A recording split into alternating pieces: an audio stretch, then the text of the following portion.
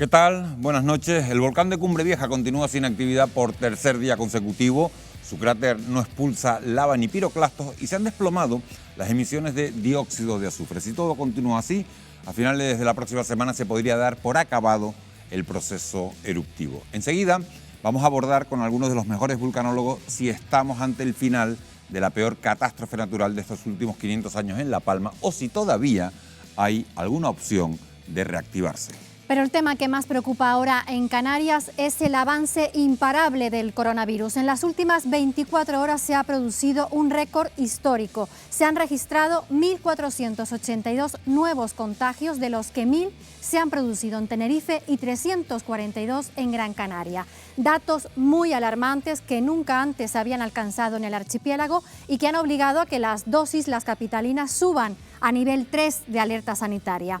Esta noche abordaremos en profundidad este asunto de la mano de epidemiólogos y especialistas de atención primaria.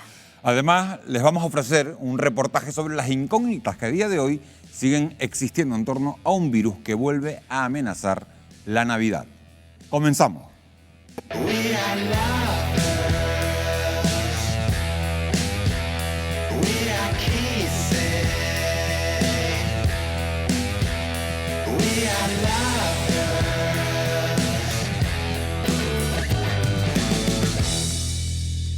Bueno, pues saludamos ya a nuestros primeros invitados de esta noche. Nos acompañan en esta mesa de expertos Eustaquio Villalba, que es geógrafo de la Universidad de La Laguna. Buenas noches, Eustaquio. Buenas noches, Miguel Ángel. Bienvenido, gracias por estar con nosotros. También está en esta mesa Luca Dauria, que es vulcanólogo.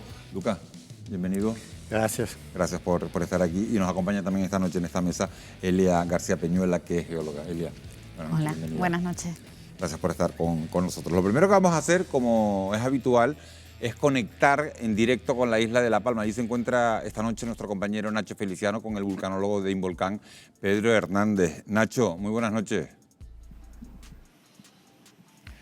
Hola Miguel Ángel, buenas noches. Pues a estas horas el silencio y la tranquilidad son las características predominantes en la isla de La Palma. Como comentabas al comienzo, 3 días, 72 horas en las que prácticamente se ha reducido al mínimo la actividad del volcán de Cumbre Vieja, con el tremor prácticamente desaparecido, al igual que la sismicidad, aunque hoy sí se han registrado algunos movimientos con epicentro en el municipio de Mazo, el máximo de una intensidad de 3,4, eso sí, a unos 30 kilómetros de profundidad, también con la deformación estable y con los niveles, como comentabas también al comienzo, de dióxido de azufre reducidos al mínimo, con toda la prudencia que todavía siguen manejando los expertos en estos días. Todo hace indicar que estamos ante los últimos estertores del volcán de Cumbre Vieja, de esta erupción. Pedro Hernández, vulcanólogo de Involcán, muy buenas noches. Hola, muy buenas noches.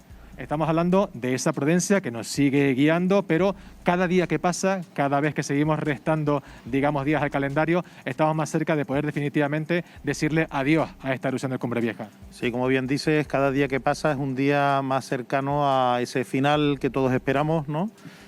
Nosotros siempre lo que hemos transmitido y queremos transmitir siempre es prudencia, ¿no? A pesar de que todos queremos que esto realmente haya acabado, sí transmitir esa prudencia. La dirección del PEVOLCA y los científicos han establecido pues un periodo de 10 días, llevamos 9, como tiempo más o menos prudencial para poder decir pues que esta erupción ha acabado definitivamente.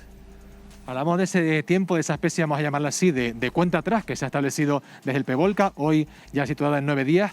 ¿Cuál es el criterio o el baremo que lleva a establecer un número de días para poder decir y concluir una erupción como la del Cumbre Vieja? Bueno, realmente, si miramos a las erupciones históricas, siempre hablamos de esa erupción del San Juan, que paró durante 5 días. Desgraciadamente, no hay registros instrumentales de esa erupción, no sabemos realmente qué pasó en esos 5 días, pero podemos suponer que la gente siempre decía que observaban que se había parado totalmente, ¿no?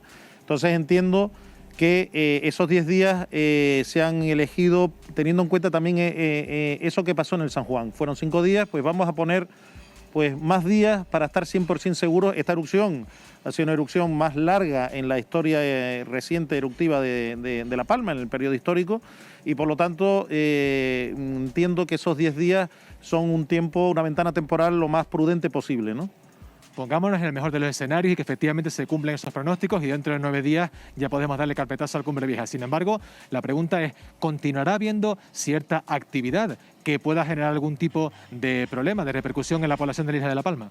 O sea, no olvidemos que aunque la erupción haya acabado, ese magma que ha estado saliendo durante 3 meses, ese magma lo tenemos ahí a cientos de metros, ¿no? O sea, ese magma seguirá desgasificándose, se ha desgasificado muchísimo, por eso ahora mismo no hay ese penacho que hemos visto durante 3 meses, pero sigue habiendo emisión de gas. Entonces, esta emisión de gas podrá durar semanas hasta meses, ¿no? O sea, nos tendremos que acostumbrar a seguir viendo pues emisiones residuales de gas durante los próximos pues semanas y meses, ¿no? Eso va a ser la tónica, digamos, más normal.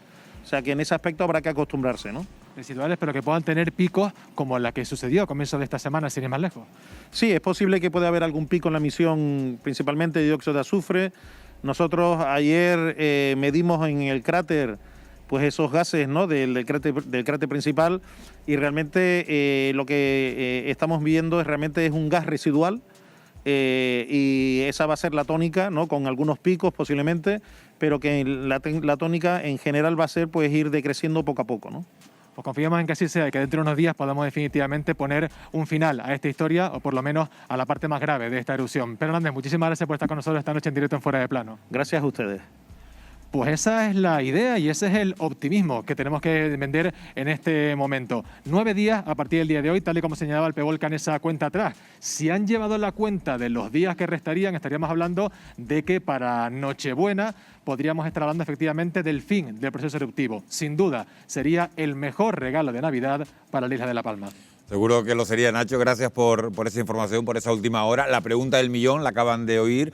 La pregunta que nos hacemos todos es si estamos o no ante el final de la erupción. Los expertos prefieren esperar unos días más para asegurarse y recuerdan que en 1949 el volcán de San Juan cesó su actividad durante varios días para después volver a retomarla. Laura de Pablo, tú tienes más datos. Efectivamente, Miguel Ángel, aunque la comunidad científica mantiene la cautela a la espera de que los indicadores actuales del volcán se mantengan varios días, lo cierto es que el último episodio irregular de la erupción centra ahora las interpretaciones sobre su futuro y lo hace en 2 sentidos, o bien para mostrar su final o por el contrario para indicar una posible reactivación.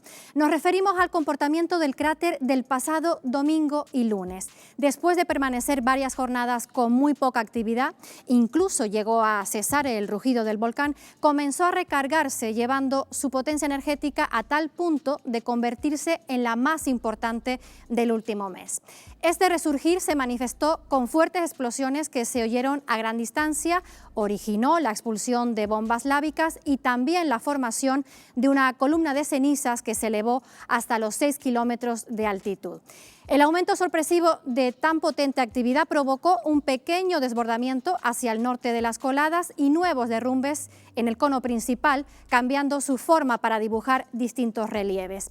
Además, esta fuerte reactivación también fue la causa de que los equipos científicos que estaban trabajando en la zona tuvieran que retirarse. Sin embargo, tras ese episodio tan virulento, a las pocas horas se produjo un descenso importante del tremor y el Cumbre Vieja volvió a registrar los indicadores habituales que con tendencia a la baja venía anotando ya en los últimos días. Unas señales que finalmente han dejado sin actividad al cráter, pero ¿cómo interpretamos y qué nos revela esa explosión repentina del volcán previa a la parálisis que muestra ahora? Pues los científicos recurren a experiencias anteriores como la del Tagoro, el volcán submarino del Hierro. También ahí registró un comportamiento parecido, iniciando una fuerte y sorpresiva actividad que dio paso a certificar su final. Aunque no es el único antecedente, según los expertos, otros volcanes de Canarias y de otras zonas del mundo han permanecido dormidos durante varios días para resurgir después. Como ejemplo, se refieren precisamente al San Juan del año 1949. Tras 4 o 5 jornadas sin mostrar signo alguno, recargó para retornar con su actividad. Por tanto, Miguel Ángel, hay experiencias anteriores que certifican estas 2 opciones y bueno, aunque todos deseamos que este sea el último coletazo, le traslado a la mesa. ¿Cómo interpretan estos signos? Claro, Laura, es lo que vamos a hacer, preguntarle a los expertos qué piensan. ¿Estamos ante un cese, Luca Dauria, definitivo o temes que pueda reactivarse como ocurrió en San Juan? Bueno, vamos a ser optimistas. Digamos, la probabilidad que haya una reactivación es baja, no es cero, puede ocurrir, pero la mayoría de las erupciones históricas en Canarias terminan y ya. Entonces, vamos a cruzar los dedos, vamos a ser optimistas. Todo parece indicar que el volcán, más que dormido, está muerto. Claro, seguimos vigilando porque este volcán ya muchas veces nos ha sorprendido, entonces no se puede descartar que pueda tener guardada una mala sorpresa. Pero vamos a ser optimistas, digamos, la probabilidad que el volcán vuelva a erupcionar es baja. La probabilidad más alta es que la erupción haya terminado. Elia García, geóloga, ¿compartes el optimismo de Luca? Bueno, yo, claro, lo comparto. Todos los parámetros indican que el volcán está dormido. Esperamos que no sufra otra vez otra recarga. Pero en principio la sismicidad, tanto superficial como en el conducto, ha disminuido muchísimo y, bueno, casi es nula. Y bueno, sí se observa una sismicidad en profundidad, pero esa sismicidad es lógica, ¿no? Esperemos que no haya otra recarga y bueno, optimista me siento. Bueno, en este caso, más que certezas, hay probabilidades. Y como dice Luca, las probabilidades mayores son que el volcán ya esté muerto, que esté entrando ya en un periodo de cese absoluto de actividad, como ha ocurrido con otros volcanes históricos. Desgraciadamente, la ciencia no es capaz, todavía en la volcanología, no solo de predecir con suficiente antelación, sino también el devenir de una erupción volcánica y tampoco su final. Por tanto, hablamos de probabilidades en función de los parámetros que se han analizado. Y esos parámetros indican que la erupción ya prácticamente ha terminado, aunque cabe la posibilidad de que se pueda reactivar. Claro, hay una pregunta que nos hacemos mucho y unas imágenes que no nos cansamos de ver, y es ¿por qué se produjo un episodio tan explosivo el domingo por la tarde, cuando es verdad que para la actividad el lunes por la noche, pero el domingo por la tarde asistimos a un episodio bastante explosivo? ¿Este tipo de comportamiento es habitual antes de un cese eruptivo? No, la verdad que ha sido algo, la verdad, muy, muy sorprendente. La misma noche que pasó, estuve chateando con compañeros vulcanólogos de todo el mundo y todos se quedaron alucinando, no se lo creían. Entonces, este volcán, la verdad, tiene todavía muchos misterios que tendremos que descubrir en los próximos meses, años. Pero, digamos, lo que pasó el lunes por la noche ha sido algo muy, muy sorprendente. Nadie se lo hubiera esperado. Es que da acá la sensación casi como que era como una cafetera, ¿no? Que llega hasta el final y suelta como un chorro final, ¿no? Sí, que no es lo usual. Generalmente las erupciones volcánicas van volviéndose más y más débiles hasta desaparecer. Lo que pasó en Cumbre Vieja el lunes ha sido algo que ha dejado la comunidad volcanológica de todo el mundo sorprendida. Elia, ¿compartes esa opinión? Sí, por supuesto que la comparto. No es un proceso normal, sino ha sido una sorpresa que les ha... Bueno, vamos a ver, los volcanes en Canarias, estábamos comentando antes que, bueno, este es el volcán que más se ha monitorizado, que más datos se tienen y demás. Todos los datos que se tienen de otras erupciones que han sido históricas, ¿no? Pues no permiten hacer comparaciones de este tipo. Pero en principio, esto no es usual, no. ¿10 días son suficientes para saber que el volcán ha terminado? ¿Son suficientes, Eustaquio? Bueno, es un tiempo prudencial. Yo no sé si era suficiente, pero un tiempo prudencial. Tenemos el margen de los 5 días de la erupción de San Juan, pues lo hemos duplicado y eso nos da un margen un poquito mayor. Pero como no tenemos la seguridad, como se ha dicho, de que el volcán no vuelva de nuevo a rugir, pues esperemos que la cosa vaya bien y indique que ya prácticamente ha desaparecido. Hay un parámetro en el que nos hemos fijado mucho a raíz de las informaciones que nos han dado ustedes, los científicos, que son las emisiones de dióxido de azufre. La casi ausencia de estas emisiones es un reflejo de que no hay magma pidiendo paso para salir. Sí, digamos, el dióxido de azufre se libera cuando el magma asciende a profundidades menores. Entonces, el hecho que no hay emisión de dióxido de azufre indica que no hay magma que esté subiendo en el interior del volcán.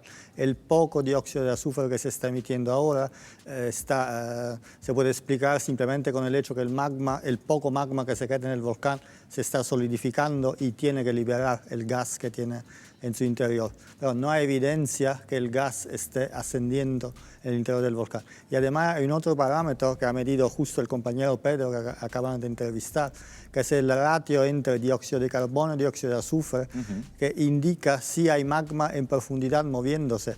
Y durante la erupción siempre ha llegado hasta 100 y la última medición es de 0,0 algo. Entonces, no hay magma en profundidad que esté moviéndose. Eustaquio, eres geógrafo, es prácticamente inexistente la emisión de lava ahora mismo a través de tubos lábicos, y eso es importante para que deje de haber daños en viviendas y en cultivos, ¿no? Sí, evidentemente, si el volcán deja de emitir lava, pues el peligro de ocupar nuevos territorios y destruir nuevos territorios, pues desde luego ha pasado.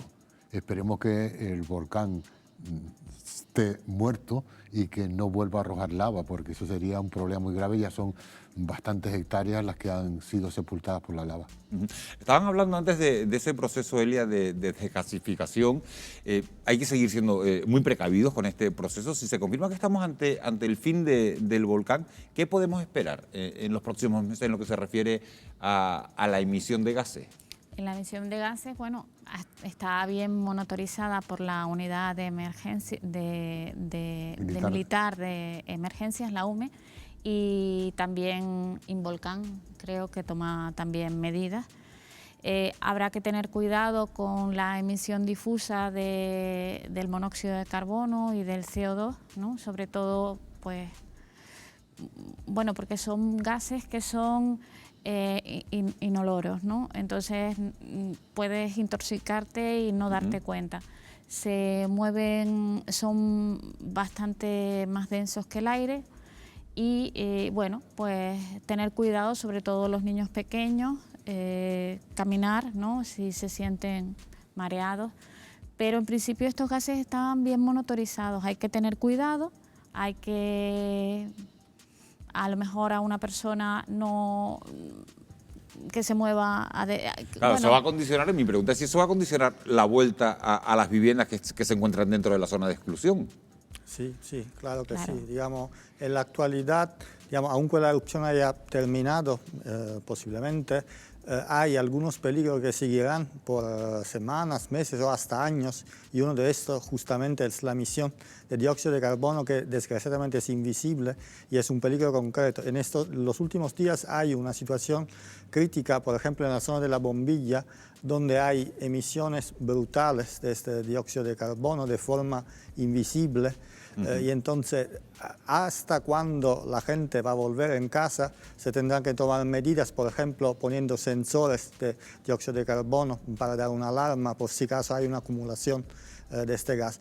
Va a ser un poco complicado. Claro, es que te puedes intoxicar y puedes no darte cuenta porque no lo hueles, no lo hueles y hay que tener mucho cuidado. Hemos visto algunas aves muertas en estos días en esa zona.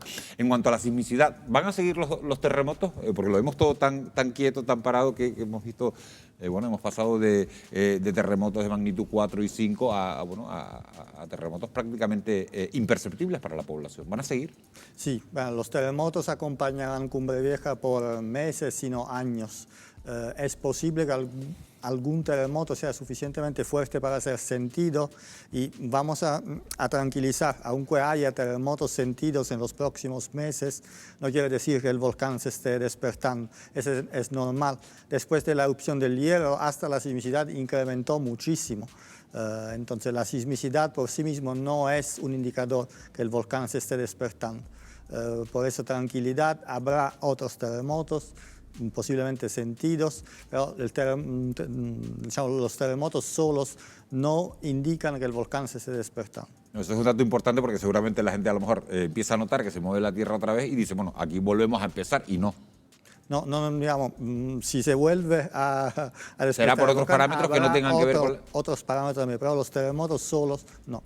Hay una cuestión que se está preguntando mucha gente. Hay más de 6.000 personas todavía evacuadas de sus casas de Eustaquio. Las coladas permanecen todavía a unos 400 grados de temperatura. La pregunta que supongo que muchos palmeros están haciendo es ¿cuándo se van a enfriar y cuándo va a poder comenzar la reconstrucción de toda esa zona del Valle de Aridane? El enfriamiento de la lava puede tardar meses, pero depende mucho de la situación meteorológica. Por ejemplo, si tuviéramos un invierno, cosa que por ahora no está ocurriendo, muy lluvioso, evidentemente se podría caminar sobre esas lavas antes. Pero todavía falta mucho para que esas lavas tengan una temperatura en su interior que permita el tránsito y sobre todo que esté desgasificado, porque el dióxido de carbono, el problema que tiene que es un gas muy denso, más denso que el aire, te metes una hondonada, no lo hueles, no lo sientes y cuando te vienes a dar cuenta te has desmayado y corres peligro tu vida. Bueno, tenemos que hacer una primera pausa para la publicidad y a la vuelta nos vamos a centrar en el gran tema del día. La COVID crece a un ritmo sin precedentes en Canarias, pulverizando todos los récords y lo hace a las puertas de la Navidad. Además, podrán enseguida ver un amplio reportaje sobre las incógnitas que este virus sigue suscitando 2 años después, fíjense, de su aparición. No se vayan, que regresamos enseguida.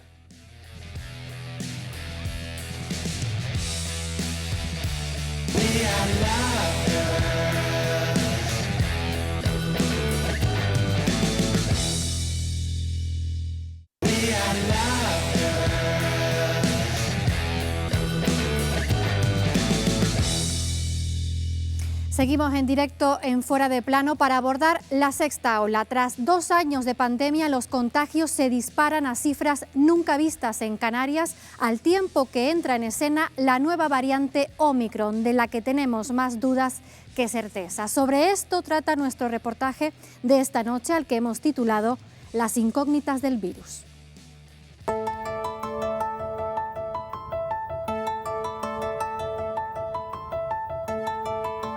Diciembre de 2019. La aparición de un brote de neumonía de causa desconocida en la provincia de Hubei, en China, pone en alerta al personal sanitario y a las autoridades del país. El patrón parece el mismo: pacientes que presentan fiebre, dificultad para respirar y unas radiografías de tórax con lesiones que afectan a los pulmones. Es a finales del mes de diciembre cuando la oficina de la OMS en el país es informada. Aún no se menciona la palabra epidemia. Hasta que se detecta y realmente se acota lo que está pasando, ya había una transmisión comunitaria, evidentemente. Y eso dificultó muchísimo el control posterior. Cuando al final se quiso hacer el cierre global de fronteras y un confinamiento comunitario más grande, yo creo que ya llegamos tarde ahí. Pero 2 años después de la detección de los primeros casos en el mundo, aún seguimos sin resolver varias de las incógnitas que surgen en torno al SARS-CoV-2. La primera, ¿cuál es realmente el origen del virus?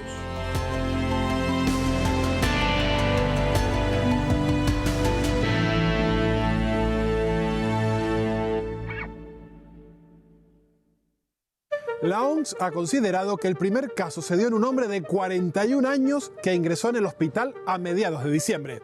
Sin embargo, muchos científicos apuntan a que el virus ya circulaba en noviembre.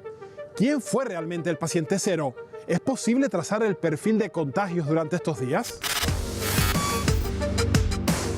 La última teoría sobre el paciente cero de coronavirus la sostiene Michael Worobey, director de Ecología y Biología Evolutiva de la Universidad de Arizona. Lo publica en una revista a través de la cual hace una cronología de los contagios documentados antes de que se reportase la pandemia a nivel mundial. En esta publicación se apunta a una pescadera de este mercado de Wuhan como primer caso documentado de COVID, el 11 de diciembre de 2019. Sin embargo, investigaciones llevadas a cabo por periodistas chinos a partir de datos gubernamentales sostienen que en el país ya se habían reportado casos de una nueva neumonía desde mediados de noviembre. ¿Tenemos datos fiables que permitan establecer quién fue el paciente cero? Para la ciencia es importante conocer cuál es el paciente cero, es decir, quién fue la primera persona que se infectó con este virus nuevo, precisamente para tener localizado dónde está el origen del virus y para estar mejor preparados y evitar posibles futuras pandemias. Y lo que se ha visto es que en un porcentaje muy significativo, hasta el 80% de las personas infectadas dan síntomas leves de enfermedad, incluso son asintomáticos. Entonces ninguno de ellos posiblemente va a ir al hospital. Esto es una de las dificultades que hay para poder identificar ese paciente cero. Una de las hipótesis más polémicas tiene su epicentro en este laboratorio de virología de Wuhan, especializado en la investigación de coronavirus. Algunos líderes internacionales sostienen que todo pudo empezar aquí, o bien de forma deliberada o por un accidente. Have you seen anything at this point that gives you a high degree of confidence that the Wuhan Institute of Virology was the origin of this virus? Yes, I have. Yes, I have. 美国一些人全然无视事实和科学，全然不顾自身溯源的诸多疑点。 Os militares sabem que a guerra é química, bacteriológica y radiológica. Pero ¿hay evidencias de que el SARS-CoV-2 fuera diseñado como arma biológica? ¿Pudo haberse producido un accidente en ese laboratorio? La frecuencia de accidentes de bioseguridad en laboratorios que trabajan con virus de nivel 3 o de nivel 4, que son los más patógenos o los que no tienen tratamiento, pues es prácticamente nula. Desde que se han construido este tipo de instalaciones a nivel mundial, se ha registrado un caso de un escape de un virus determinado, y en este caso el virus ni siquiera salió de las instalaciones de bioseguridad. Son instalaciones que están aisladas del resto de las instalaciones del centro de investigación o del centro de estudio en este caso, y de hecho en este tipo de instalaciones los laboratorios suelen tener una presión atmosférica negativa, por lo que todo microorganismo que pudiera entrar no va a poder salir. La hipótesis más plausible habla de un proceso de zoonosis. Jaime Urioste, ¿en qué consiste un proceso de zoonosis? Pues hablamos de la transmisión de enfermedades entre seres humanos y animales. Por ejemplo, aquí tenemos un grupo taxonómico que son los primates, en este caso son tití, y cuanto más cercano sea filogenéticamente al ser humano, mayor es la transmisión de enfermedades. Los primates serían de los más cercanos, con lo que transmiten mayor número de enfermedades, pero también están los murciélagos o las aves, que son una fuente importante de enfermedades infecciosas. ¿Este tipo de procesos zoonóticos son frecuentes? La destrucción de hábitats hace que cada vez estemos llegando a lugares más vírgenes donde antes no estábamos presentes, y eso nos hace entrar en contacto con enfermedades que no es que sean nuevas, sino que simplemente se escondían latentes y ahora se convierten en enfermedades emergentes. Si hablamos del SARS-CoV-2, hablamos otra vez de un coronavirus que produce un síndrome respiratorio, ya sabemos las consecuencias que puede llegar a tener, existe un 96% de coincidencia entre el ADN del virus encontrado en los murciélagos rinolofos o por ejemplo en los pangolines, pero ese 4% de diferencia nos viene a indicar que se trata de una enfermedad que lleva años, a lo mejor hasta décadas incluso, cambiando, modificándose. El concepto de reservorio se entiende por aquel organismo o aquel microorganismo que utiliza un huésped para poder vehicularse de alguna manera a otros comensales. Y en ese sentido, los animales efectivamente tienen un papel fundamental en muchísimas enfermedades. No solo se plantea la zoonosis como origen del virus, sino también como responsable de su mutación. Científicos como Vicente Soriano apuntan a que la variante Omicron, que trae de cabeza a la comunidad internacional, podría haber surgido de un reservorio animal. Vicente Soriano, esta variante es muy diferente al resto. ¿Qué hipótesis podrían explicar su origen? Pues se barajan dos posibilidades. Que haya un reservorio animal al que haya penetrado pues, el coronavirus desde los humanos y que se haya adaptado el virus adquiriendo cambios pues, en ese animal y que luego desde allí haya vuelto a pasar a los humanos. Y la otra posibilidad es que el reservorio no sea animal, sino que sea humano. El virus, cuando uno se infecta, básicamente se replica solo durante 10 días. Pero si hay una situación intermedia en la que el coronavirus se replica durante meses, esto es nuevo. Y esto permite que evolucione el virus, que se adapte al nuevo huésped. ¿Qué opina de la efectividad de las vacunas frente a Omicron?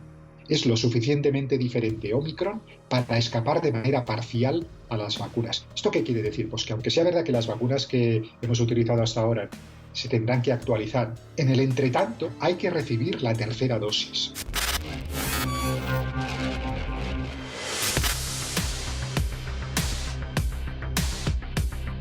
Las farmacéuticas se preparan para adaptar sus sueros en caso de que fuera necesario ante el avance de Omicron, catalogada por la OMS como variante de preocupación. Desde el Ministerio de Ciencia apuestan por el proyecto más avanzado en España, la vacuna de IPRA.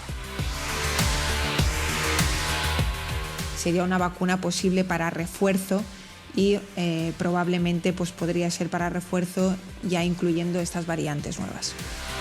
Este suero se encuentra ya en una fase 2 de ensayos en humanos, pero ¿sería efectiva contra las nuevas variantes? Carlos Fábrega, responsable del área de salud humana en IPRA. Se está hablando mucho del diseño de esta vacuna, un diseño innovador compuesto por proteínas recombinantes. ¿Qué significa esto exactamente? Esto significa que extraemos una proteína muy purificada del virus y lo que estamos viendo es que hasta ahora, frente a todas las variantes contra las que hemos testado nuestra vacuna, hemos visto una buena eficacia. ¿Se podrá adaptar esta vacuna a nuevas variantes como la Omicron? Lo que sabemos es que nuestra plataforma tiene un amplio espectro de protección y esperamos pues, que también sea eficaz frente a esta.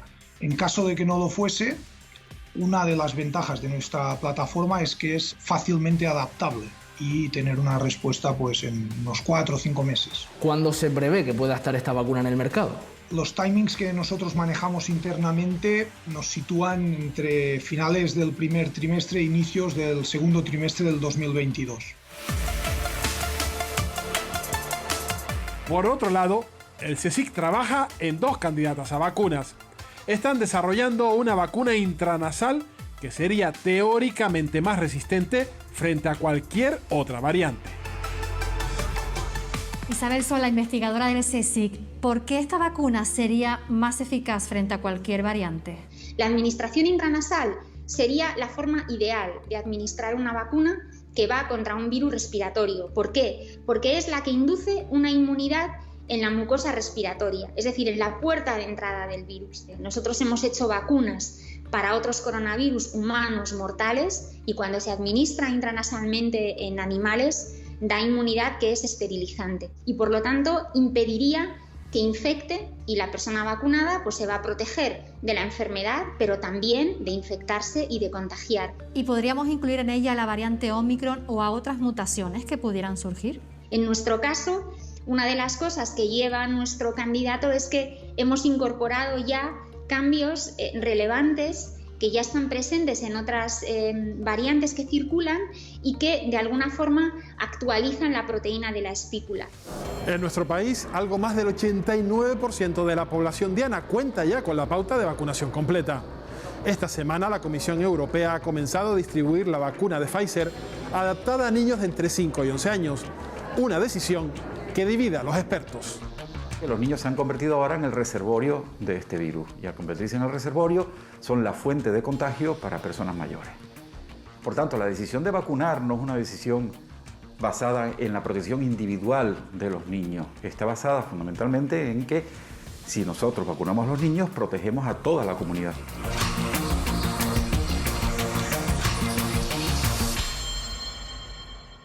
Mientras en Canarias, más del 85% de la población diana mayor de 12 años ya ha completado la pauta de vacunación.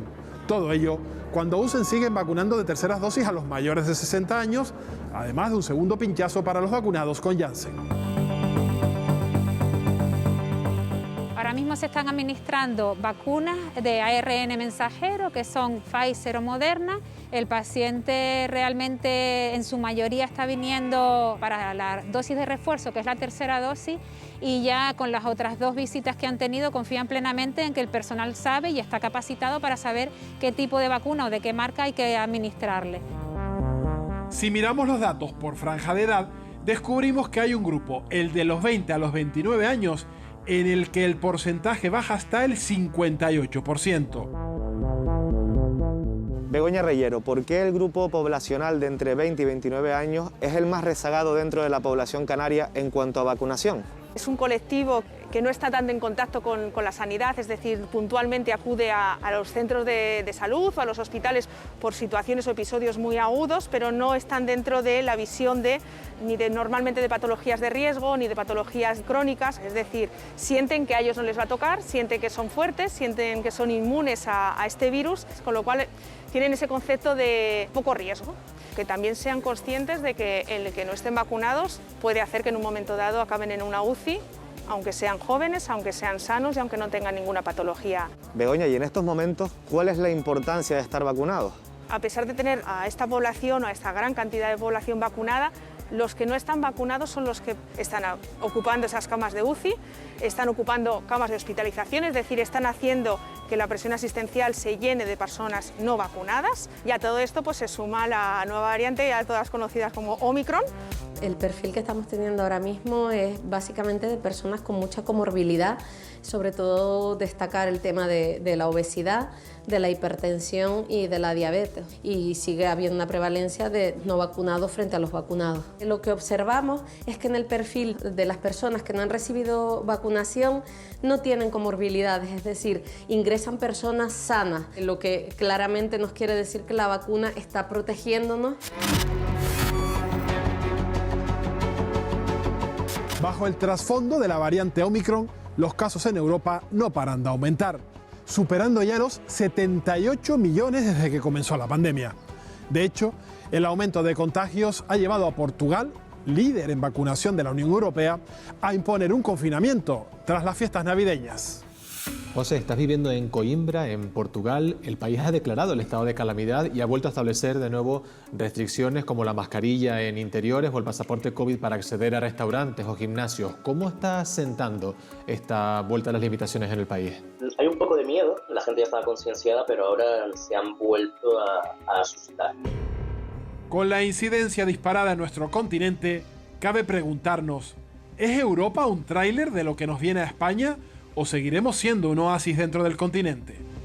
José Luis Arocha, experto epidemiólogo. ¿Por qué Europa suele ser la antesala de las olas de contagio que luego acaban llegando a España? Probablemente tenga que ver con la movilidad de las personas, de relaciones que se establecen en el entorno de Europa, el espacio Schengen, pues yo que sé, en Alemania, en Austria o en Italia.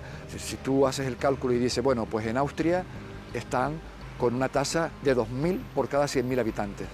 Eso quiere decir que en 14 días prácticamente el 1 o el 2% de la población está contagiada.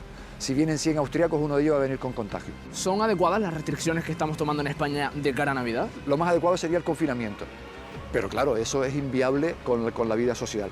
Por tanto, todas las medidas que adoptemos serán adecuadas en la medida que las cumplamos. A las puertas de Navidad y con los nuevos casos disparados, algunos expertos piden más restricciones y controlar los movimientos de personas para evitar que la incidencia siga aumentando.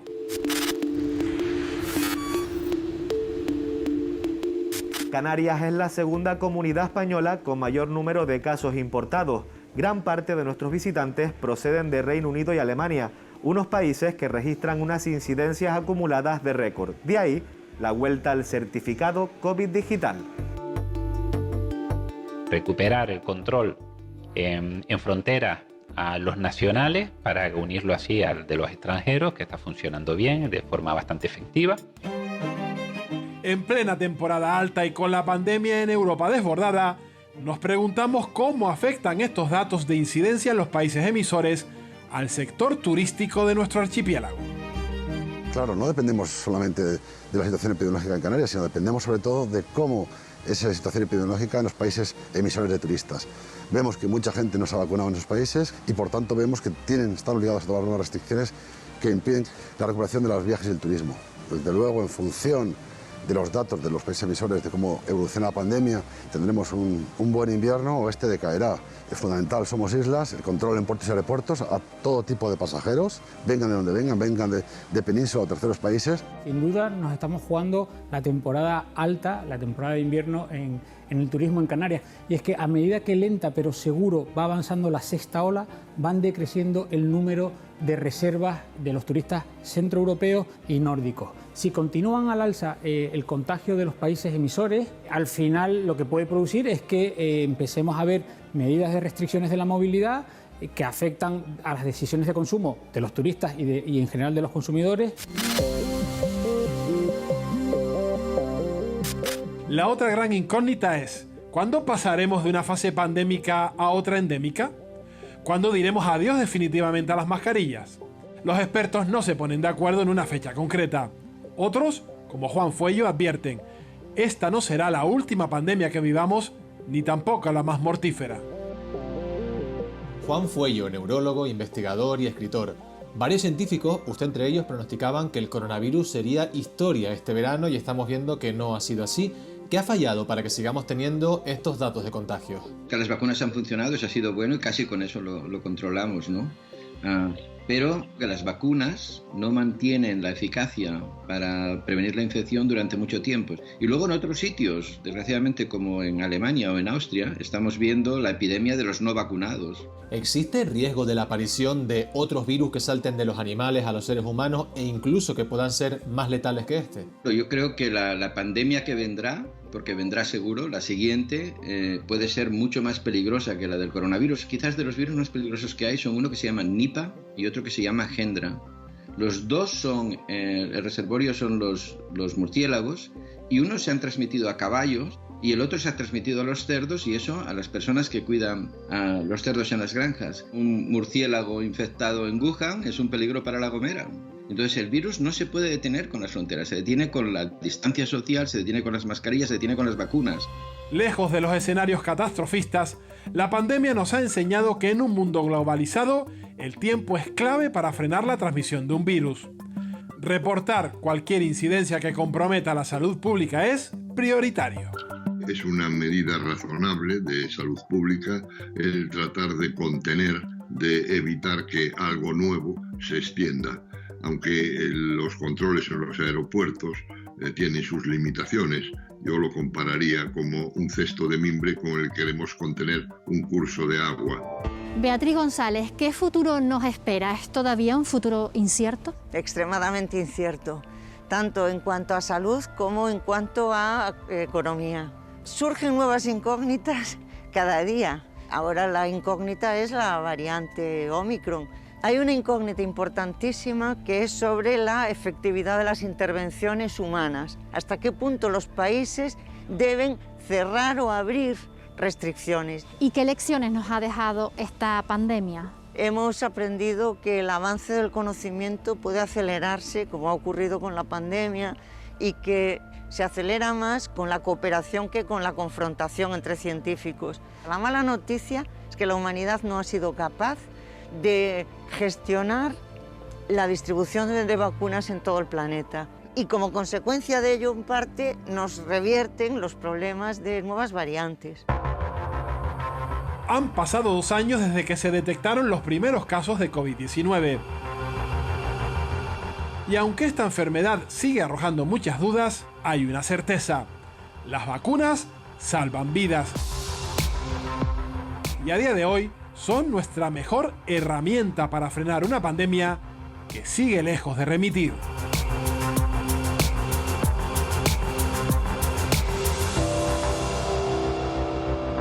Muchas preguntas y algunas certezas sobre la pandemia que vamos a intentar aclarar con algunos de los mejores especialistas que tenemos en Canarias. Les presento ya a nuestros invitados de esta noche. Nos acompañan Ramón Pinto, que es director de Enfermería de Atención Primaria en Tenerife. Ramón, buenas noches. ¿Qué tal? Bienvenido. Está con nosotros también Basilio Valladares, que es científico. Basilio, bienvenido. Buenas noches. Gracias por acompañarnos. Está con nosotros además Luis Ortigosa, asesor de vacunas de la Sociedad Española de Pediatría. Luis.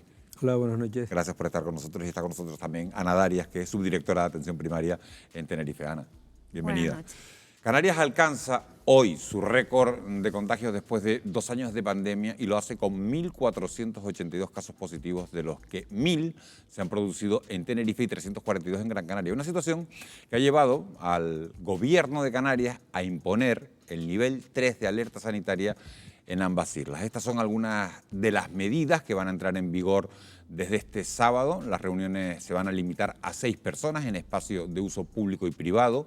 El aforo en establecimientos de hostelería y restauración será del 75% al aire libre y del 40% en interiores, y no podrán permanecer abiertos más allá de las 2 de la madrugada. Los mercadillos al aire libre van a reducir el aforo al 50% y los lugares de culto al 33%.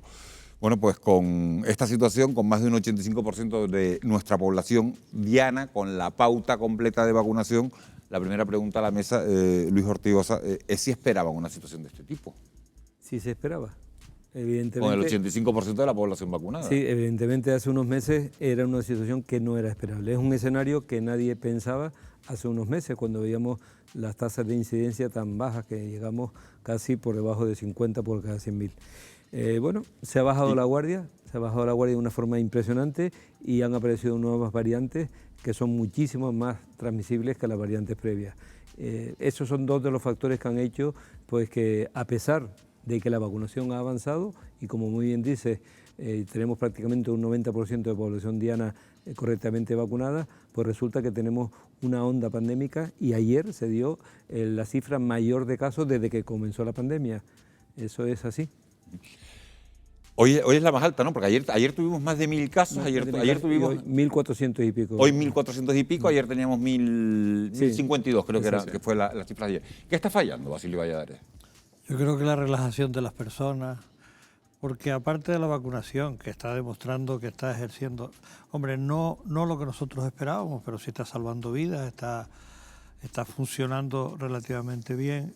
A eso había que acompañar otra serie de comportamientos que no se han llevado a cabo.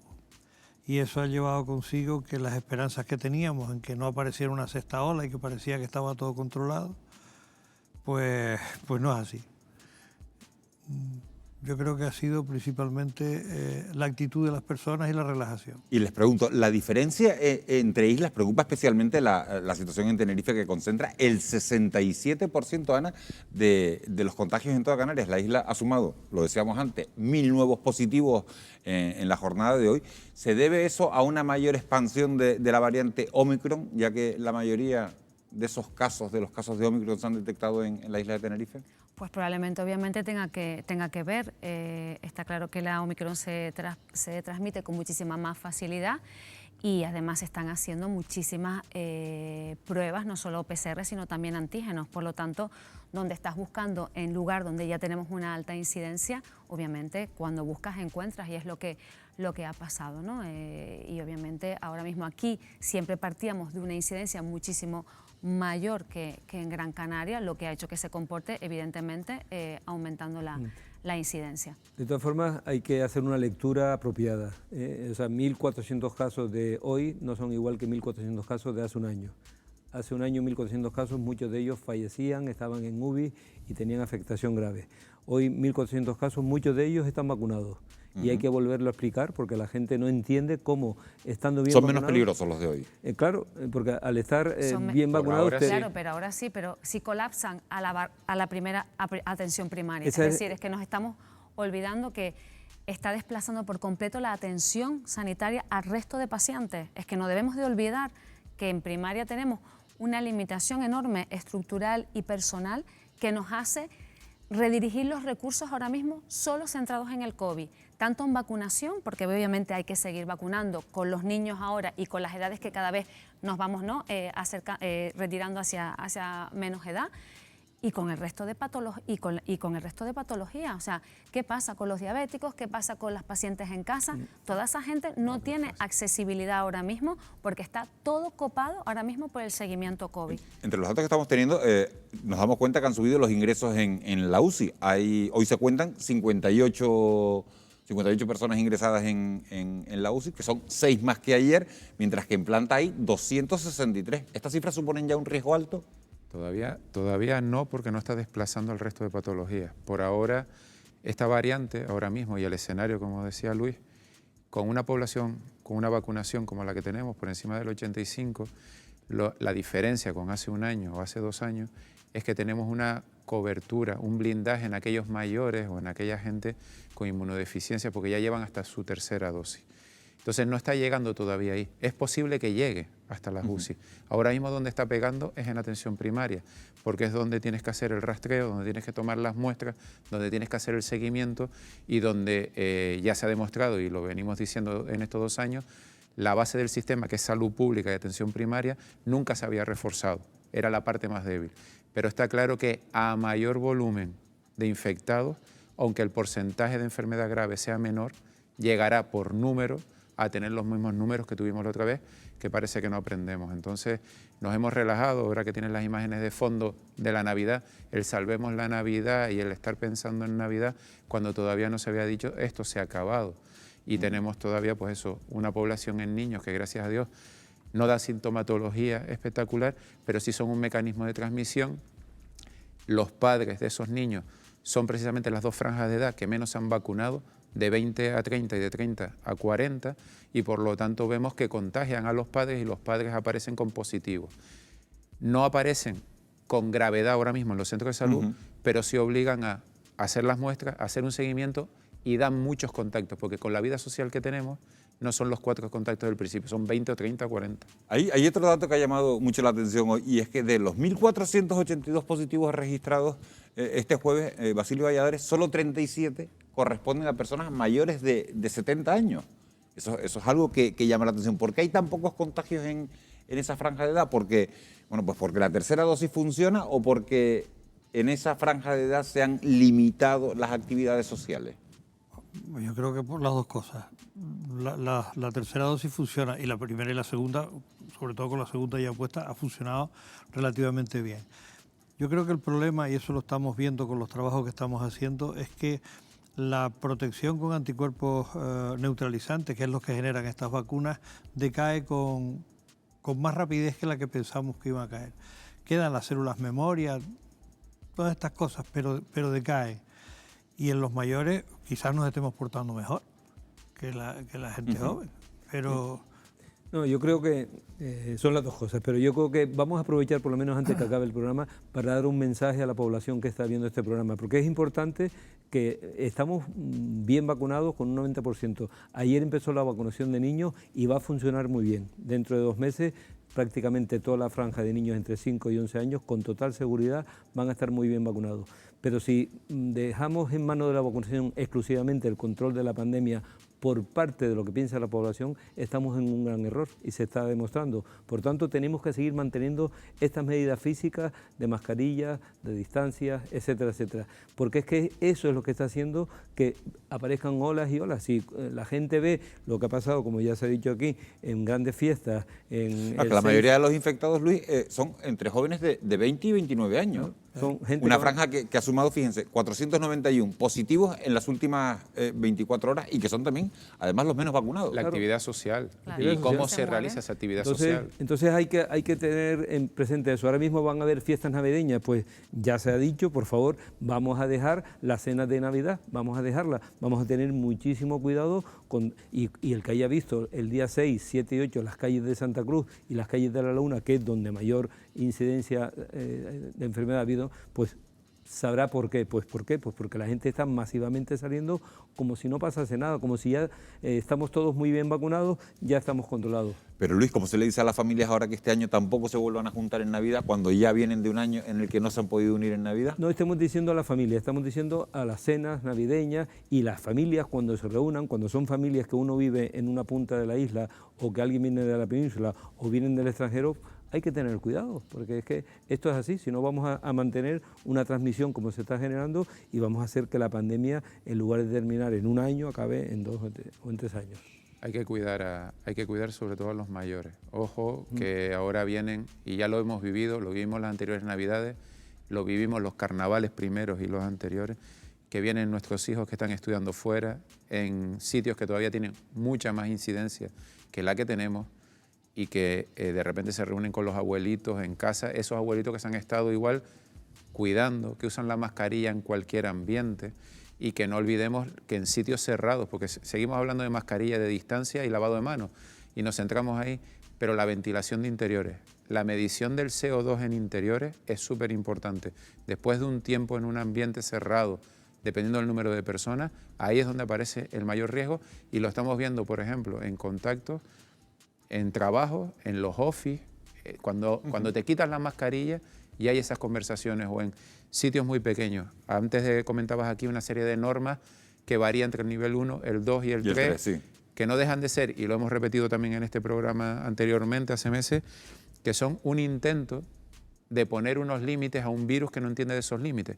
El virus no entiende entre 8 por mesa o 6. Si bajamos a 6, ¡ay, qué fastidio, soy el virus, ya no puedo contagiar! El virus no entiende de eso y dependerá del espacio de la gente. Les pregunto, esta semana, lo decía Luis Hortigos hace un instante, ha empezado la vacunación de los menores de 5 a 11 años. ¿Los niños pueden ser un reservorio del virus? ¿Vacunarlos a ellos nos beneficia a todos? Hombre, yo no diría que van a ser un reservorio. Yo lo primero que diría, y también quiero aprovechar el momento para que los padres de estos hijos que se tienen que vacunar sepan que estas vacunas son seguras, son eficaces, tienen una eficacia de un 90%, pero son bastante eficaces. Y sobre todo son muy seguras, porque hay un porcentaje de un 30% de padres que tienen muchas dudas con vacunar a sus hijos. Y estos mismos padres, hasta hace poco, vacunaban sin ningún tipo de duda a sus hijos frente a todo lo que llamamos vacunas tradicionales. Con lo cual, estas vacunas son seguras, ya tenemos la seguridad en los ensayos clínicos, pero lo más importante es que ya tenemos datos de eficacia y de seguridad en tiempo real. Ya tenemos más de 6 millones de dosis administradas en países como Estados Unidos, Canadá, Israel, y no se han reportado casos graves de efectos secundarios, con lo cual los padres que tengan dudas con la seguridad de la vacuna, que no la tengan y que lleven a vacunar a sus hijos, porque vacunando a sus hijos, y acabo, Miguel Ángel, están protegiendo a estos niños de que se enfermen y protegiendo al resto, porque ya lo hemos dicho, pueden estos niños, no es que sean reservorios, es que transmiten el virus. Claro, te iba a preguntar justamente sobre eso que estabas hablando, de con tanta prueba, con tanta vacuna que se le ha puesto ya a los niños, ¿los efectos secundarios en los niños son parecidos o similares a los que hemos tenido los adultos o los que hemos podido tener algunos adultos? Con la vacuna de COVID incluso menos. Se han visto que son seguras, son mucho más seguras, curiosamente, que en la vacuna de adultos. Hay que tener en cuenta que las vacunas que se han diseñado para los niños es un tercio de la vacuna del adulto. Son de 30 microgramos a 10 microgramos. Además, es muy interesante, y esto se ha hecho aquí en España, el tiempo entre primera dosis y segunda dosis va a ser de 8 semanas, con dos motivos fundamentales. Por un lado, para tener a la mayor parte de población infantil vacunada lo antes posible con una primera dosis. Y si sabemos que entre primera dosis y segunda dosis hay 8 semanas, las defensas, la inmunidad es muchísimo mejor. Ese es el motivo. Basilio Valladares, la gente que ha tenido la pauta completa, que ya se ha puesto la pauta completa y ha tenido el virus, ¿debería ponerse la dosis de refuerzo o no? Sí, mire, hay una cosa que está comprobada. Las vacunas dan un determinado porcentaje, se está dando un porcentaje de protección. Muchos de ellos se aproximan al 100%, pero no todos responden igual. El sistema inmune de cada persona es diferente. Hay personas que no responden a pesar de tener las 2 dosis. El haber tenido COVID, dejando pasar un poco de tiempo, que en principio dijeron 6 meses, luego fue un poco menos, y el vacunarse funciona francamente bien. A esas personas a las que se les ha hecho luego el estudio de anticuerpos neutralizantes, todos están en el 100%. Y ninguno se ha visto afectado por cosas extrañas, por efectos secundarios distintos a los normales. Se me quedó doliendo el brazo, me dio un poquito de fiebre, me dolió la cabeza. Es decir, las cosas normales que ocurren con las vacunas. En mi opinión, y yo lo he hecho, es decir, no es que yo me he puesto las 3 dosis y las personas que han estado conmigo próximas y se le han tenido COVID y se han vacunado, yo les he aconsejado ponerse en la 3ª dosis. No ha pasado absolutamente nada. Hay mucha gente que nos está viendo ahora que quiere celebrar la Navidad, lo que estábamos hablando, y dice, vale, yo quiero ser una persona responsable. ¿Cuánta gente debería estar en una casa? ¿De cuántas personas estaríamos hablando? Es que no es el número de personas, es que bastan 2 personas para contagiarse. Si eres conviviente, si no eres conviviente. Si eres conviviente, pero es que da igual. O sea, lo mejor sería reducir al mínimo posible las reuniones. Evidentemente, si estamos vacunados, muchísimo mejor. Si estamos en un lugar abierto, mejor. Ventilado, mejor. Y manteniendo las distancias, lo justo y el tiempo justo para... Al final es sencillo, es las 3M, es distancia, mascarilla y higiene de manos, ¿no? Yo creo que eso es lo fundamental. 2, 3... 2 personas bastan para contagiarse y de ahí empezar. No se puede poner un número, como dice Ana. El virus no responde. Sobre todo es que hay que apelar nuevamente a la responsabilidad de las personas. Yo sé que son 20 meses de cansancio, han sido, y además con olas importantes y con mucho cansancio. Pero es que ahora resulta que si no volvemos a mantener otra vez las medidas y seguimos vacunándonos, esto no va a cesar. Con lo cual, por favor, los mayores de 20 a 50 años que tienen dudas con la vacunación, que se dejen de dudas y que vayan a vacunarse. Y los padres, y perdonen que hable de padres, pero yo creo que esta noche hay que decir a los padres que pueden llevar a sus hijos, que lleven a sus hijos, que llamen al 012 para coger una cita, que es lo ideal, vacunarse con cita previa. Y también hay algunos puntos donde se va a vacunar sin cita, pero se está haciendo ya la logística de vacunación, está perfectamente diseñada y en 2 días se ha visto que el sistema de vacunación infantil está totalmente engranado. Lo que estamos viviendo ahora puede ser consecuencia del Black Friday, como se ha dicho, y de las semanas atrás. ¿Qué escenario esperan? Si esto es así, ¿qué escenario esperan ustedes después de Navidad? Pues uno similar a este, rebotando, es decir... ¿Más contagios incluso de los que tenemos ahora? Sí, es que todo viene por números y lo hemos dicho. Normalmente empieza con las llamadas a la línea 900 y eso ya te marca que hay gente, un run de cosas que está pasando en la sociedad y que empieza ese malestar. A partir de ahí empiezan con malestar y acudir a los centros sanitarios, normalmente atención primaria o urgencia. Ahí se le hace antígeno, ese número de antígenos empieza a elevarse.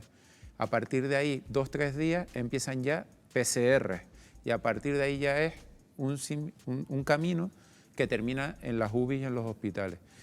Ahora, ¿qué ha pasado?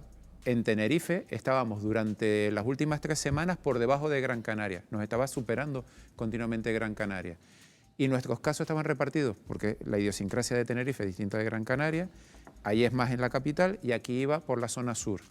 En los últimos 2 días los casos son abismales en Santa Cruz y La Laguna.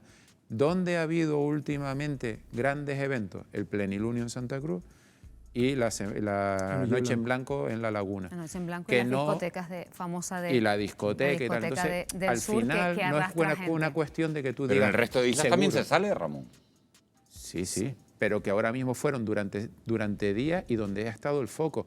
Igual que hubo un concierto, no, las imágenes están ahí, nadie llevaba mascarilla. Había una entrevista a una chica hoy que decía no había nadie con mascarilla, yo incluida, que son estudiantes y que están todos ahora en la universidad. Pero, Ramón, a ver, en Gran Canaria estuvo el WOMAD y la Winter Pride claro. En Maspalomas. Por eso te digo, siempre lo hemos dicho, que vamos por fases. Si te acuerdas, salimos del confinamiento y en la desescalada primera hubo unos eventos en Gran Canaria que no coincidieron en tiempo aquí y Gran Canaria subió mucho aquel verano. Luego bajó y subió Tenerife. Y la última vez que estuvimos aquí, antes del verano, en la quinta ola, nuestra quinta ola en Tenerife era mayor que la de Gran Canaria y se estaba dando sobre todo en el sur, por la población que había. Y entonces son momentos. Ahora nos ha tocado aquí, posiblemente Gran Canaria, que a ver, que 300 y pico casos en Gran Canaria es tela si no hubiera los 1000 en Tenerife. Bueno, en este punto vamos a hacer otra pequeña parada para la publicidad. Ya a la vuelta vamos a seguir abordando la pandemia que está causando una incidencia nunca vista antes en Canarias. Preocupa sobre todo la aparición de la variante Omicron, de la que ya se han detectado 78 positivos en este archipiélago. No se vayan, que regresamos de inmediato.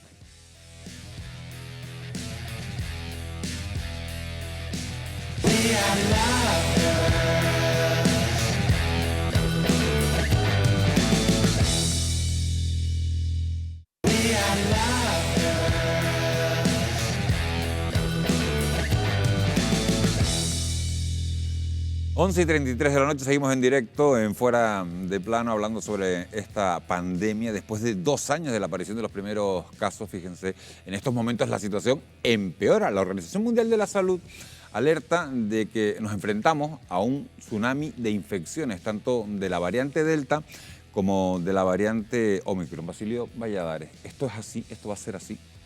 Está siendo así, esas son las cifras que hay. Lo que es de desear es que, bueno, tal como están investigando, que vaya perdiendo virulencia. Parece que es así, si fuera así sería francamente bueno. Pero bueno, esto hay que esperar. Lo que está claro es que los casos están aumentando en todo el mundo, que los no vacunados, en los países no vacunados en Europa, como ha sido Alemania, Austria, Francia, han generado un problema mayor porque faltan defensas en la población. Los que se han vacunado más han tenido una cierta resistencia y desear que esos estudios que están diciendo que pierde virulencia y que por lo tanto va a ser menos agresivo y demás, pues que acierten. Que vayan en la línea correcta.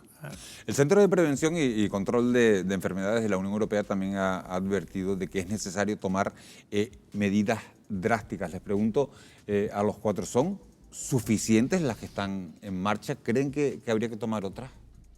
Hay que flexibilizar y adaptarte. Yo creo que las medidas, tal y como comentábamos antes, el certificado, por ejemplo, es una medida para modular, pero no es la que te blinda totalmente, porque una persona vacunada que puede ser positivo, ese certificado de haber estado vacunado hace 6 meses, no te blinda estos 6 meses de que no puedas contagiar o contagiarte.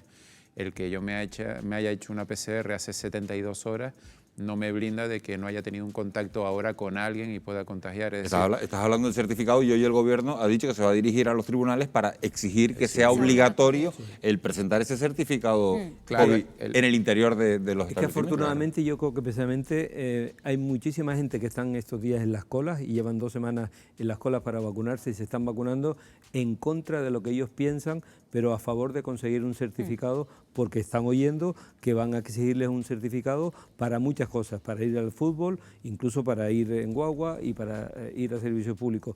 Con lo cual, el exigir un certificado, por un lado, está haciendo que un grupo de gente que no pensaban vacunarse se estén vacunando, pero al mismo tiempo, efectivamente, hay que hacer restricciones en ese sentido. Y el certificado, con todo lo que quiera, es una herramienta más de control ¿Eres partidaria, Ana, de que sea obligatorio, como ha pedido? Por supuesto que sí, pero sin perder la otra parte, que es seguir protegiéndonos. Es decir, que el que sea obligatorio no genere también esa falsa seguridad de que como ya tengo el certificado ya no pasa nada. Es decir, certificado obligatorio para garantizar una medida más, junto con la mascarilla y la distancia y el cuidarnos, ¿no? Que drásticos nos vamos a poder ser, porque ya lo hemos visto en otras ocasiones, que la justicia que no ampara determinadas medidas y por lo tanto muy drásticos no podemos hacer. Podremos ser todo lo drástico que nos permita y pedir a la población toda la responsabilidad que es capaz de dar. Yo creo que en esa combinación está el éxito. Es importante. No hay más, es el binomio. Lo que podemos hacer con lo que tú estás dispuesto a hacer. Es que eso se está diciendo desde el primer día, hay que pedir responsabilidad y la gente que escuche esta frase, que es que no es una frase hueca, o sea que tenemos que avanzar y siempre lo hemos dicho aquí además en este programa muchas veces, paralelamente aumentando la vacunación a todos los grupos que no están vacunados, ahora mismo al grupo de niños, pero al mismo tiempo manteniendo todas las medidas y el gobierno al mismo tiempo imponiendo las restricciones que haya que imponer para que estas medidas se cumplan. Y por España... Y acabo. España en este momento está demostrando que esto funciona. Y por parte nuestra, esas medidas, tenemos que adaptarnos también. Es decir, cuando empezó la pandemia iba la gente a comprar al supermercado con guantes. Se ha demostrado por evidencia que no tienes esa necesidad del contacto. Entonces, a día de hoy, en los interiores, volvemos a lo mismo, la ventilación. Y eso hay medidores de CO2, que eso se cuelga en una nube, que tienes los datos en cualquier momento y es lo que te dice que puedes estar o no en ese interior. Porque podemos tener todos el certificado y estar una sobremesa de 4 horas y nos vamos a contagiar por mucho certificado que llevemos. Sanidad ha confirmado ya, lo decíamos antes, Basilio Valladares, 78 casos de Omicron en Canarias. ¿Esta variante podría convertirse en la mayoritaria en nuestro archipiélago? Le contesto igual que hace unos meses con la de Delta. Esto se ha visto que es más rápida contagiando y por lo tanto desplazará a la que actualmente tenemos y la desplazará por lo que se ve en menos tiempo que la que tardó Delta, que tardó 3 meses en quitar a la anterior.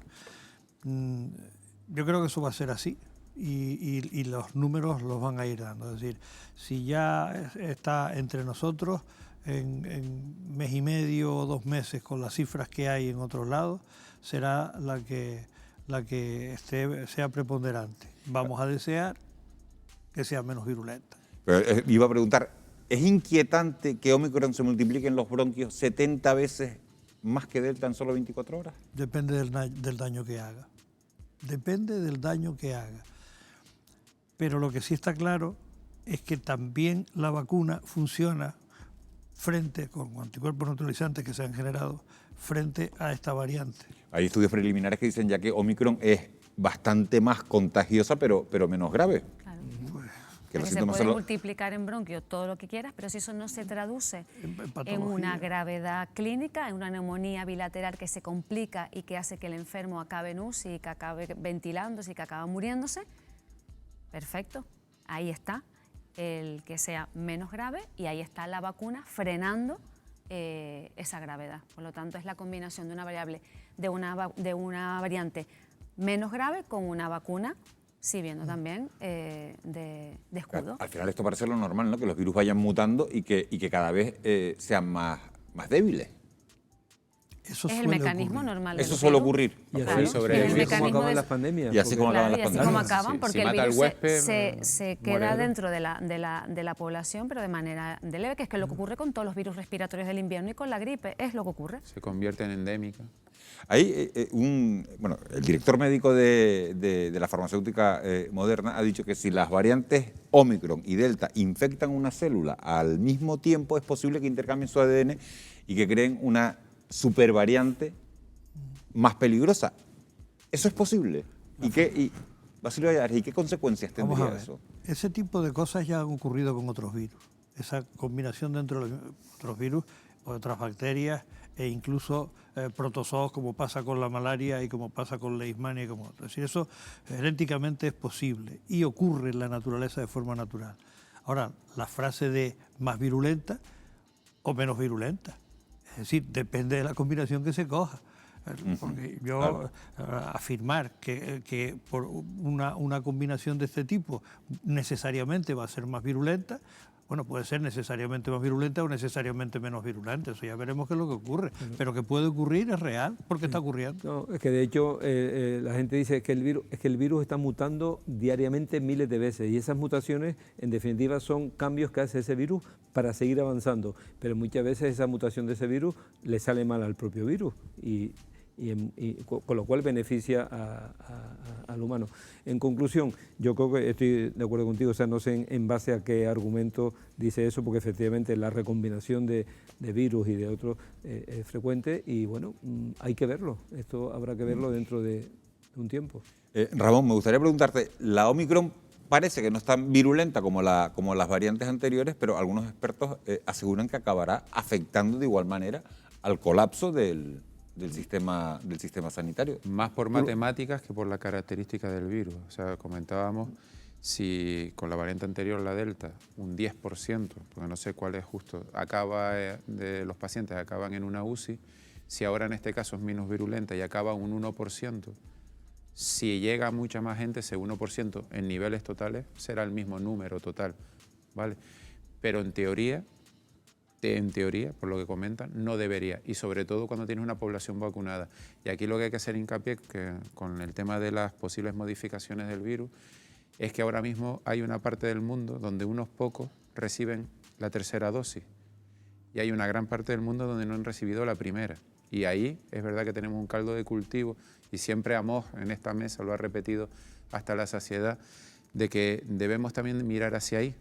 Porque si no, esta situación la vamos a estar repitiendo continuamente con nuevas variantes que se generan en aquellos lugares donde todavía la vacuna no ha llegado, cuando aquí ya estaban hablando de una cuarta dosis probando en Israel y demás. Me parece que es un poco, digamos, una pornografía de la sanidad cuando estamos hablando a estos niveles y solamente mirándonos en el ombligo cuando está pasando lo que está pasando y esta cepa viene de donde viene. Nos vamos a ir unos instantes a publicidad, pero seguiremos con el coronavirus porque ¿qué ocurre cuando el contagio ha provocado la enfermedad y meses después el paciente no termina de recuperarse? A esta afección se le llama COVID persistente y lo vamos a ver justo a la vuelta de publicidad.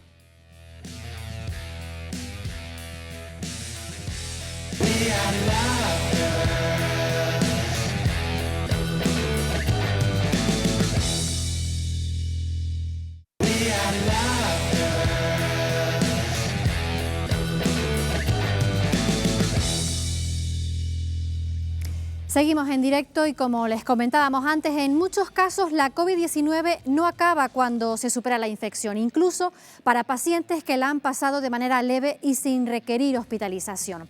Estos pacientes continúan con diversos problemas físicos y también de carácter neurológico. Lo vemos en el siguiente reportaje.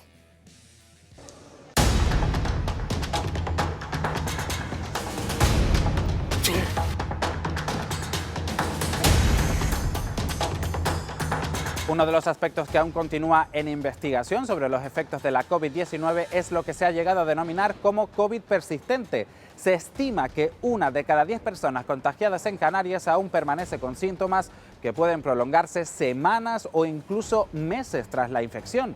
Malestar general, cansancio, problemas respiratorios como tos o dificultad para respirar, neurológicos como la niebla mental, incapacidad para concentrarse u otras complicaciones de carácter cardiovascular, digestivo o dermatológica. Los síntomas pueden ser fluctuantes o continuos en el tiempo y pueden empeorar con la actividad física. En algunos casos, los síntomas también producen una importante limitación de la capacidad funcional, provocando una repercusión negativa en la calidad de vida de los pacientes y su repercusión en el ámbito social y laboral. No fue hasta el pasado mes de octubre cuando la Organización Mundial de la Salud definió por primera vez la COVID persistente. Un paso hacia adelante para investigar, diagnosticar y tratar a los pacientes que sufren de esta patología. Ferran Barber, epidemiólogo, todo está envuelto en un halo de incertidumbre respecto al COVID persistente. Tenemos muchas más preguntas que respuestas, por tanto hemos de ser prudentes, hemos de ir poco a poco para, sobre todo, entender la patogenia, es decir, las bases a nivel biológico que hacen que una persona presente síntomas después de meses de padecer la enfermedad y otra, sin embargo, que esté asintomática. ¿Qué pasos se están dando en investigación? Intentar evaluar el impacto que va a suponer sobre el Sistema Nacional de Salud, si podemos asumirlo, qué hace falta para que se pueda asumir, qué costes va a tener y, en tercer lugar, y también muy importante, el por qué. ¿Por qué afecta a unos sí, por qué a otros no? Inmaculada, usted padece COVID persistente. ¿Cómo recuerda el momento del contagio y, sobre todo, cómo le ha cambiado la vida desde entonces? Bueno, me contagié a raíz de un viaje. A los 2 o 3 días empecé con mucho cansancio, con fiebre, con tos, con pérdida del olfato, del gusto. Y estuve en casa siguiendo las indicaciones en aquel momento unos 8 o 10 días. Y luego ya me sentí que iba bastante peor y ya me fui a urgencias y de ahí me derivaron al hospital. No soy capaz ni de caminar media hora porque tengo muchísimo cansancio, me duele mucho las piernas, las caderas. Bueno, algo tan sencillo como leer o ver una película me cuesta muchísimo, me canso, no soy capaz de leer sino 1 o 2 páginas. Los síntomas permanecieron desde que salía del hospital. Estaba en casa, aislada, en mi habitación durante 1 mes y medio hasta que las PCR dieron negativas y a partir de ahí pues yo veía que no cambiaba nada. Es como si de repente te pusieran un traje encima que pesa 20 o 30 años más. Usted ha iniciado rehabilitación después de casi 20 meses. El neumólogo hasta el año no me recomendó que hiciera la rehabilitación cardiorrespiratoria. Todavía nos queda mucho camino por andar porque son muchas peticiones que no están siendo atendidas y son las necesidades de las personas que nos sentimos incomprendidas, desatendidas y abandonadas. Isabel Montes, jefa de servicio de la unidad de rehabilitación de este hospital de Gran Canaria, Dr. Negrín. La rehabilitación se ha convertido en una de las soluciones intermedias para todos esos pacientes de COVID persistente porque a día de hoy no hay ningún tipo de fármaco. ¿En qué consiste el trabajo que se realiza aquí? Sí, el servicio de rehabilitación atiende a los pacientes tras un cuadro de COVID, tras un COVID persistente, desde el punto de vista global. ¿Qué tipo de terapias se realizan aquí para esos pacientes de COVID persistente? Pues se realizan las técnicas de rehabilitación respiratoria, lo que es el reentrenamiento de la musculatura respiratoria, el reentrenamiento al esfuerzo en bicicleta, si tienen un problema neurológico, pues lo que es la recuperación funcional de la extremidad, o sea, cualquier complicación dentro de ese cuadro del síndrome de Long COVID o COVID persistente se recuperarán con esta rehabilitación. Hay que atender a que nosotros tenemos unos 201 síntomas y son muy variables en el COVID persistente y una media de 36 síntomas por paciente. Entonces, claro, hay que estudiar cada caso, ver qué especialistas y lo que pedimos que haya esa coordinación entre primaria y la atención hospitalaria o la especializada para que no nos tengan dando tumbos. Hasta el momento hay pocas unidades de COVID persistente en nuestro país. La del Hospital Germán Trias y Pujol de Barcelona es una de ellas. Lourdes Mateu, doctora de la unidad de COVID persistente del Hospital Germán Trias y Pujol de Barcelona.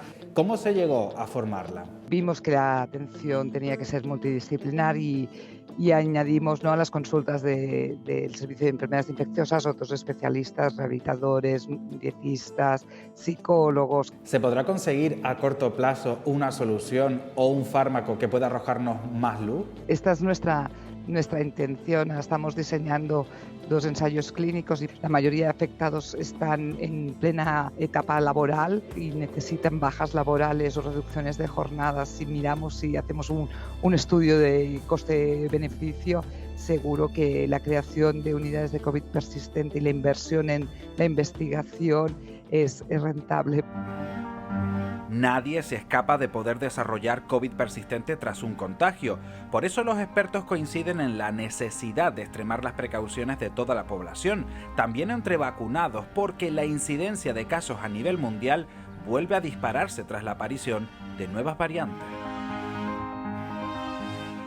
Bueno, pues los pacientes de COVID persistente, de los que se estima que puede haber en España, rondan hasta las 700.000 personas y permanecen con síntomas incluso meses después de haber contraído la enfermedad. Estamos en la recta final del programa, pero Ana Daria, sí quiero preguntarte, todavía hay un gran desconocimiento científico sobre qué ocurre con estos pacientes. Sí, es un reto de la sanidad ahora mismo. Queda mucho por conocer, porque no hay ningún tratamiento específico. Lo que sí sabemos es que es necesario una valoración y un seguimiento integral por unidades específicas para el long COVID, para abordar todo, porque afecta a cualquier parte del organismo. Se está investigando, se está conociendo cada día más y se acaba de definir por la OMS y se le ha dado una definición, por lo tanto eso es un paso muy importante, pero es un reto importante al que nos vamos a enfrentar. No solo tiene COVID persistente quien pasa por la UCI. No. De hecho, se ve mucho más COVID en aquellos casos más leves y, curiosamente, en mujeres en torno a los 40-50 años, que además se suma muchas de ellas que son cuidadoras de otras personas, con lo cual agrava la situación, ¿no? Y bueno, yo creo que eso es un dato para tenerlo en cuenta a la hora de abordarlo. Sí, como comentaban en el vídeo, tenemos ahora mismo más preguntas que respuestas y lo que se está haciendo desde todos los niveles, desde hospitalarios, de atención primaria, es intentar crear esos equipos multidisciplinares para llegar y dar una asistencia global a estos pacientes, aunque sea de forma sintomática, hasta que vayamos teniendo más respuestas. Sí, bueno, yo no quiero hablar de esto, sí quiero aprovechar este final del programa para hablar de la vacunación de los niños. Estamos en la semana de la vacunación de los niños. 20 sociedades científicas y colegios profesionales de Canarias han firmado un documento de posicionamiento a favor de la vacunación de los niños.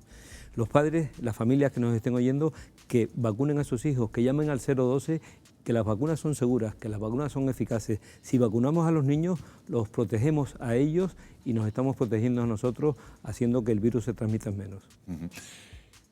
Retomando, importantísima la vacunación de los más pequeños, retomando lo del COVID persistente, ¿hay algunos síntomas claros? No, porque puede ¿Para afectar, detectarlo? No, porque puede afectar al sistema respiratorio, al cardíaco, al cognitivo, al psicológico, es decir, es una amalgama muchas veces de sintomatología que no corresponden a ninguna otra patología, que es la definición del long COVID, y que puede abarcar cualquier síntoma, y es verdad que bueno, sobre todo son síntomas respiratorios, es esa astenia mantenida sobre todo, mucho abortagamiento, pesadez mental que lo cuentan mucho, y disnea, ¿no? Y ese cansancio que, como decía la señora del reportaje, es muy claro, ¿no? Señora de mediana edad con incapacidad para estar caminando y haciendo la vida que ella hacía, ¿no? Yo ya no soy la persona que era antes, mi vida ha cambiado, esa es la frase, ¿no? Ya soy incapaz. ¿El alcance de los problemas neurológicos se puede...? No se puede definir, es que no hay ninguna prueba específica, no hay ningún método diagnóstico que te diga la afectación de esta manera, es lo que se está investigando.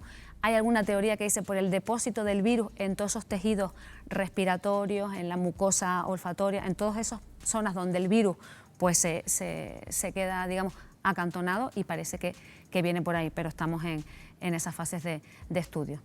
Ana Daria, subdirectora de Atención Primaria de Tenerife, muchísimas gracias por habernos acompañado esta noche. A ustedes. Basilio Valladares, un placer, lo hemos hecho, bueno, no acostarse un poco tarde hoy, pero le agradecemos de verdad que haya estado con nosotros. Luis Ortigosa, asesor de la Sociedad Española de Pediatría. Gracias recalcamos la importancia de vacunar a los más pequeños, a esos niños de esa franja de 5 a 11 años. Ramón Pinto, director de Enfermería de Atención Primaria en Tenerife. Muchísimas gracias por haber estado con nosotros. Gracias a ustedes por haber estado un jueves más al otro lado de la pantalla, 12 menos 4 minutos de la noche. Les emplazamos a vernos este próximo domingo, que vamos a tener un programa especial desde las 4 de la tarde hasta las 8:30, un especial Erupción Cumbre Vieja que cumple 3 meses. El volcán está apagado, pero de momento sigue noticia y los científicos nos dicen que seamos prudentes, tan prudentes casi como con esta nueva oleada de COVID. Gracias por su compañía, que tengan ustedes un muy feliz día.